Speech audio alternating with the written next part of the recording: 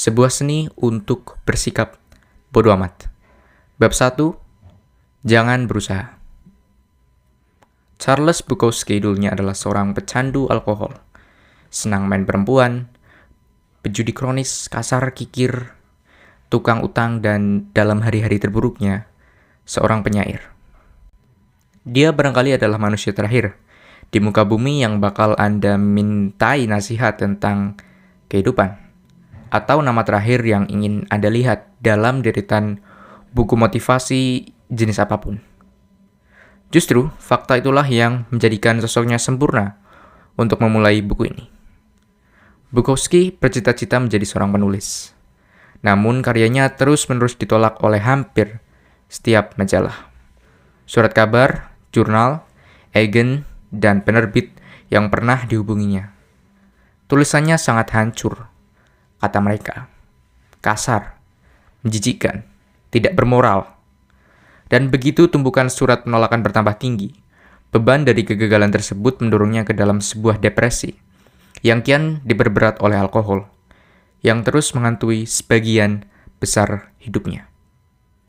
Sehari-hari Bukowski bekerja sebagai seorang penyortir surat di sebuah kantor pos. Ia digaji sangat rendah, dan hampir seluruh uangnya dihabiskan untuk minuman keras. Barulah sisanya ia pakai untuk berjudi di pacuan kuda. Malamnya ia minum-minum sendirian, dan kadang-kadang menuntaskan puisi di mesin tik usangnya. Kerap kali dia siuman di lantai setelah pingsan semalam sebelumnya. 30 tahun berjalan tanpa arti seperti itu.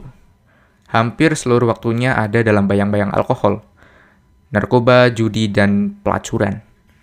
Kemudian, saat Bukowski berusia 50 tahun, setelah seumur hidup merasa gagal dan membenci diri sendiri, seorang editor di sebuah penerbitan independen kecil menaruh minat yang aneh terhadap dirinya. Editor ini tidak menawari Bukowski sekepok uang atau penjualan buku yang menjanjikan. Namun dia menaruh ketertarikan yang ganjil terhadap si pemabuk dan pecundang ini. Jadi dia memutuskan untuk memberikan satu kesempatan. Itulah peluang pertama Bukowski, dan ia sadar mungkin itu satu-satunya yang bisa didapatkannya. Bukowski menjawab tantangan sang editor. Saya hanya bisa memilih satu dari dua pilihan. Tetap bekerja di kantor pos dan bakalan sinting, atau tetap di luar sini, menjadi penulis dan kelaparan. Saya memilih kelaparan saja. Setelah menandatangani kontrak, Bukowski menulis novel pertamanya hanya dalam 3 minggu. Judulnya sederhana, Post Office. Di dalamnya dia menulis, didedikasikan untuk tak seorang pun. Kelak Bukowski mencatatkan dirinya sebagai seorang penulis novel dan puisi yang sukses. Dia terus berkarya dan menerbitkan 6 novel dan ratusan puisi, menjual lebih dari 2 juta kopi. Popularitasnya melampaui harapan setiap orang, terutama ekspektasinya sendiri. Kisah Bukowski ibarat amunisi untuk kultur cerita inspiratif di zaman kita. Kehidupan Bukowski mewakili perjalanan mimpi Amerika. Seorang pria yang berjuang atas apa yang diinginkannya, pantang menyerah, dan pada akhirnya meraih mimpinya. Praktis ini seperti sebuah film. Kita semua menyaksikan cerita Bukowski dan berkata, apa aku bilang? Orang ini tidak pernah menyerah. Orang ini tidak pernah berhenti mencoba. Orang ini selalu percaya diri, ia gigih melawan segala rintangan, dan akhirnya sukses. Tapi semua narasi itu terdengar janggal, karena di atas batu nisan Bukowski tertulis, jangan berusaha. Lihat, meski nyatanya bukunya laris manis dan sosoknya terkenal, Bukowski dulunya adalah seorang pecundang. Ia tahu benar itu, dan keberhasilannya bukan hasil kegigihannya untuk menjadi seorang pemenang. Namun dari kenyataan bahwa ia tahu kalau dirinya seorang pecundang, menerimanya, dan kemudian menulis secara jujur tentangnya. Ia tidak pernah mencoba untuk menjadi selain dirinya sendiri. Kecerdasan dalam tulisan Bukowski bukan soal memanfaatkan peluang yang luar biasa, atau mengembangkan dirinya menjadi seorang sastrawan yang gemilang. Yang ada adalah kebalikannya. Ia hebat karena kemampuan sederhananya untuk jujur pada diri sendiri, sepenuhnya dan setulusnya. Terutama mengakui hal-hal yang paling buruk yang ada pada dirinya sekalipun, dan untuk membagikan perasaannya tanpa segan atau ragu. Ini adalah cerita di balik kesuksesan Bukowski, yang sesungguhnya dia nyaman dengan cerminan dirinya yang dianggap sebagai sebuah kegagalan. Bukowski sama sekali masa bodoh dengan kesuksesan. Bahkan setelah dia menjadi terkenal, dia masih muncul dalam pembacaan puisi, mendamprat dan mencibir audiensnya dengan kasar. Dia masih mengekspos dirinya di muka umum dan meniduri setiap perempuan yang ditemuinya. Menjadi terkenal dan sukses tidak mengubahnya menjadi pribadi yang lebih baik. Dan ia menjadi terkenal dan sukses bukan karena perubahannya menjadi seorang yang lebih baik. Perbaikan diri dan kesuksesan kadang terjadi bersama.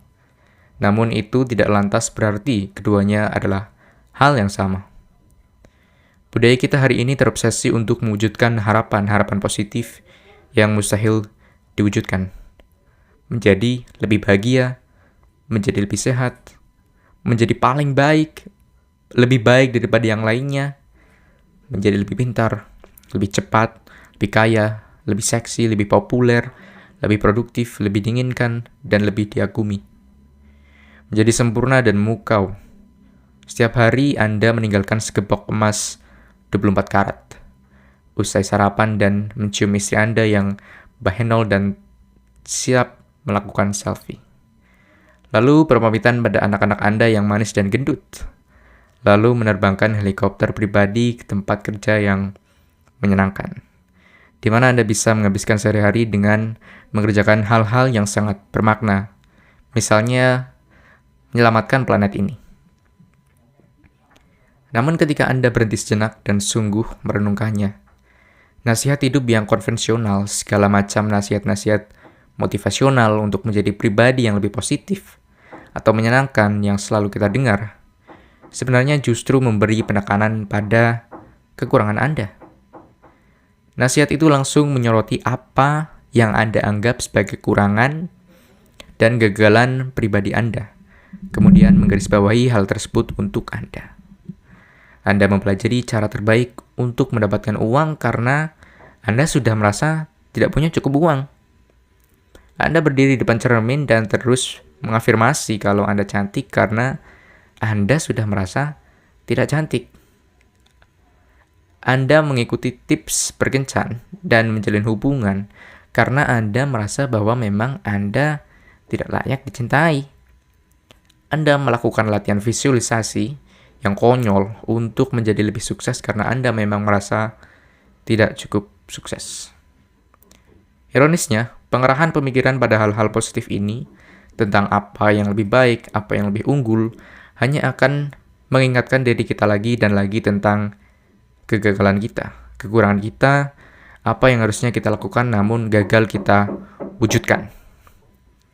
Bagaimanapun, jika seorang sungguh bahagia, dia tidak akan merasa perlu untuk berdiri di depan cermin dan mengulang-ulang ucapan kalau dia bahagia. Dia bahagia, ya bahagia begitu saja. Ada sebuah ucapan di Texas. Anjing paling mungil menggonggong paling keras. Seseorang yang tidak percaya diri merasa perlu untuk membuktikan kalau dia percaya diri. Seseorang wanita yang kaya tidak perlu merasa untuk meyakinkan seorang pun kalau dia kaya. Entah Anda seperti itu atau tidak.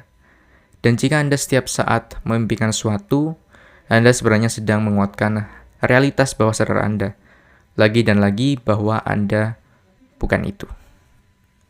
Setiap iklan TV yang diproduksi ingin agar Anda percaya bahwa kunci suatu kehidupan yang baik adalah pekerjaan yang lebih baik, atau mobil yang lebih mewah, atau pacar yang lebih cantik, atau hot tub dengan kolam pompa untuk anak-anak. Dunia secara konstan mencecar Anda bahwa jalan menuju kehidupan yang lebih baik adalah lebih, beli lebih banyak, dapatkan lebih banyak, buat lebih banyak, bercinta lebih banyak, jadi lebih dan lebih. Anda secara konstan dibombardir dengan pesan untuk memedulikan apa saja, kapan saja, berpikir untuk membeli TV baru, liburan ke destinasi yang lebih baik daripada rekan kerja Anda, beli ornamen teman baru, bahkan Anda didorong untuk mempertimbangkan beli tongsis yang cocok. Mengapa? Dugaan saya karena membeli lebih banyak barang baik untuk bisnis. Dan walau memang tidak ada yang salah dari sisi bisnis, masalahnya justru memedulikan terlalu banyak hal akan berakibat buruk untuk kesehatan mental Anda. Ini membuat Anda menjadi terlalu terikat pada hal-hal yang dangkal dan palsu. Anda membiarkan hidup Anda demi mengejar fatamorgana kebahagiaan dan kepuasan. Kunci untuk kehidupan yang baik bukan tentang memedulikan lebih banyak hal, tapi tentang memedulikan hal yang sederhana saja.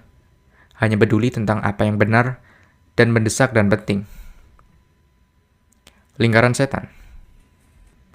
Ada sebuah keanehan mental yang membahayakan otak Anda dan jika dibiarkan dapat membuat Anda gila. Saya yakin hal berikut ini tidak terdengar asing di telinga Anda. Anda merasa cemas ketika harus menghadapi seorang dalam kehidupan Anda. Kecemasan tersebut membuat Anda tidak berdaya dan mulai bertanya-tanya, mengapa Anda bisa begitu cemas? Sekarang Anda mulai cemas karena menjadi cemas. Oh tidak, kecemasan itu berlipat ganda. Sekarang Anda cemas tentang kecemasan Anda yang menyebabkan Anda lebih cemas. Cepat, whisky, mana whisky? Anda katakanlah Anda bermasalah dengan pengendalian amarah. Anda gampang kesal terhadap hal yang paling bodoh tanpa tahu alasannya. Dan fakta bahwa Anda mudah sekali marah mulai membuat Anda semakin sering marah. Dan kemudian ketika mulai reda, Anda menyadari bahwa selalu marah-marah membuat Anda menjadi seseorang yang berpikiran dangkal dan kejam. Dan Anda benci akan hal itu. Anda sangat membencinya sehingga Anda marah pada diri sendiri. Sekarang lihat diri Anda. Anda marah pada diri Anda yang marah-marah karena mudah marah. Persetanlah. Mana dinding? Rasakan tinjuku.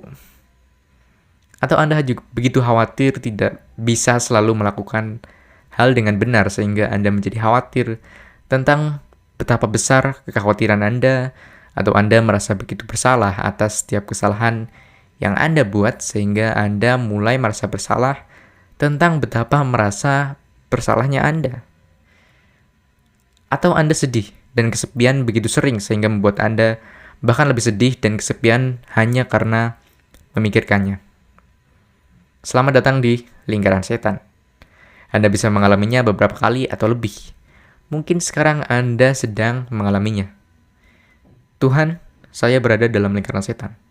Saya seorang pecundang karena mengalaminya. Saya harus berhenti. Oh Tuhan, saya merasa seperti seorang pecundang karena menyebut diri saya seorang pecundang. Saya harus berhenti memanggil diri saya seorang pecundang. Aduh, kurang asem. Kenapa saya malah mengucapkannya lagi? Nah kan, saya sungguh pecundang. Tenang kawan, percaya atau tidak, inilah uniknya menjadi manusia. Hanya sedikit binatang di bumi yang memiliki kemampuan untuk berpikir dan meyakinkan diri sebelum melakukan sesuatu. Dan kita sebagai manusia diberi keistimewaan untuk dapat berpikir tentang pikiran kita. Jadi saya dapat berpikir untuk menonton Miley Cyrus di YouTube, kemudian mendadak memberikan keinginan saya untuk menonton video Miley Cyrus di YouTube itu. Sungguh, itulah keajaiban kesadaran. Sekarang disinilah letak masalahnya. Masyarakat kita saat ini lewat keajaiban budaya konsumen dan media sosial yang giat dijadikan ajang pamer, telah melahirkan generasi manusia yang percaya bahwa pengalaman-pengalaman negatif ini, rasa cemas, takut bersalah, dan lain-lain, sangat tidak baik. Maksud saya, jika Anda melihat feed Facebook Anda, setiap orang di sana menjalani saat-saat yang menyenangkan. Lihat, 8 orang menikah minggu ini. Dan di TV, beberapa remaja putri mendapatkan sebuah Ferrari sebagai hadiah ulang tahun mereka yang ke-17. dan anak-anak lain barusan menghabiskan $2 juta karena membuat sebuah aplikasi yang secara otomatis bisa mengeluarkan tisu toilet ketika sudah habis. Sementara itu, Anda terjebak di rumah, sering membersihkan gigi kucing Anda. Dan Anda tidak mau berpikir bahwa hidup Anda 10 kali lipat lebih menyebalkan dari yang semula Anda kira. Lingkaran setan seolah telah mewabah sehingga membuat banyak dari kita terlalu tertekan, terlalu gusar, dan terlalu membenci pada diri sendiri. Padahal di era kakek saya dulu, saya merasa kesal. Dia biasanya hanya berkata dalam hati, "Ya ampun, hari ini saya benar-benar merasa tiger bau." Tapi ya, bukanlah ini yang dinamakan hidup. Oke lah kalau begitu, lebih baik sekarang kembali menyekop jerami. Tapi sekarang, jika saat ini Anda merasa seperti tiger bau, bahkan untuk 5 menit saja Anda akan dibombardir dengan 350 gambar orang-orang yang benar-benar gembira dan memiliki hidup yang sangat menyenangkan, dan mustahil untuk tidak merasa seolah-olah hidup Anda sungguh keliru 7 turunan. Itulah yang menjadi sumber kekacauan. Kita merasa kecewa atas kekecewaan itu sendiri. Kita merasa bersalah atas rasa salah itu sendiri. Kita jadi marah-marah gara-gara amarah yang menyulut. Kita jadi cemas karena perasaan cemas itu sendiri. Apa yang salah dengan saya? Inilah mengapa bersikap masa bodoh adalah kuncinya. Inilah alasan mengapa itu akan menyelamatkan dunia. Dan kuncinya adalah jika kita bisa menerima bahwa dunia ini benar-benar keparat dan itu tidak apa-apa. Karena memang seperti itu dan akan seperti itu adanya. Dengan tidak ambil pusing ketika Anda merasa buruk, berarti Anda memutus lingkaran setan dan berkata pada diri sendiri, "Saya merasa sangat buruk. Tapi terus kenapa? Apa pedulimu?" Dan kemudian ibarat ditaburi debu ajaib peri, Anda berhenti membenci diri Anda sendiri saat merasa begitu kecewa. George Orwell mengatakan bahwa untuk mampu melihat apa yang ada tepat di depan batang hidung kita sendiri, dituntut suatu perjuangan tanpa henti. Ya, solusi atas tekanan dan kecemasan yang kita rasakan ada di hadapan kita. Tapi kita malah terlalu sibuk menonton film porno dan iklan mesin pembentuk otot perut yang sama sekali tidak berguna. Dan masih terus penasaran mengapa kita tetap belum berani mengencani perempuan berambut pirang itu padahal perutnya sudah six pack. Kita sering bercanda di dunia maya tentang masalah-masalah di negara maju. Namun kita sungguhnya telah menjadi korban dari kesuksesan kita sendiri. Masalah kesehatan yang dipicu oleh stres, kecemasan, dan kasus-kasus depresi telah melejit tinggi dalam 30 tahun belakangan ini. Meskipun faktanya setiap orang sudah punya TV, layar datar, dan dengan sekali klik belanjaan Anda sampai di depan rumah. Krisis kita bukan lagi soal materi, namun soal eksistensi, ranah spiritual. Kita punya begitu banyak barang dan peluang, sampai-sampai kita tidak tahu lagi apa yang bisa kita kerjakan saat ini. Karena tidak terbatasnya hal yang dapat kita lihat atau ketahui saat ini, tidak terbatas pula hal-hal yang mengakibatkan kita merasa terpinggirkan, merasa diri ini jelek, merasa kecewa atas hal-hal yang kita miliki sebab kini tampak tak sehebat yang kita kira. Dan inilah yang mengoyak diri kita dari dalam. Disinilah letak kekeliruan semua postingan sampah yang berhubungan dengan bagaimana menjadi bahagia yang telah dibagikan 8 juta kali di Facebook beberapa tahun belakangan ini. Inilah hal yang tidak disadari seorang pun tentang semua nasihat sampah itu. Hasrat untuk mengejar semakin banyak pengalaman positif sesungguhnya adalah sebuah pengalaman negatif. Sebaliknya, secara paradoksal, penerimaan seorang terhadap pengalaman negatif justru merupakan sebuah pengalaman positif. Pernyataan di atas terdengar terlalu jelimet di kepala Anda. Jadi saya akan memberi Anda waktu untuk meluruskan pemikiran Anda dan mungkin untuk membacanya sekali lagi. Menginginkan pengalaman positif adalah sebuah pengalaman negatif. Menerima pengalaman negatif adalah sebuah pengalaman positif. Inilah apa yang dulu pernah disebut oleh filsuf Alan Watts sebagai hukum kebalikan. Intinya adalah semakin kuat Anda berusaha merasa baik setiap saat, Anda akan merasa semakin tidak puas. Karena mengejar sesuatu hanya akan meneguhkan fakta bahwa pertama-tama Anda tidak baik. Semakin mati-matian Anda berusaha ingin kaya, Anda akan merasa semakin miskin dan tidak berharga. Terlepas dari seberapa besar penghasilan Anda sungguhnya, semakin mati-matian Anda ingin tampil seksi dan diinginkan, Anda akan memandang diri Anda semakin jelek. Terlepas dari seperti apa penampilan fisik Anda sungguhnya. Semakin mati-matian Anda ingin bahagia dan dicintai, Anda semakin kesepian karena merasa ketakutan.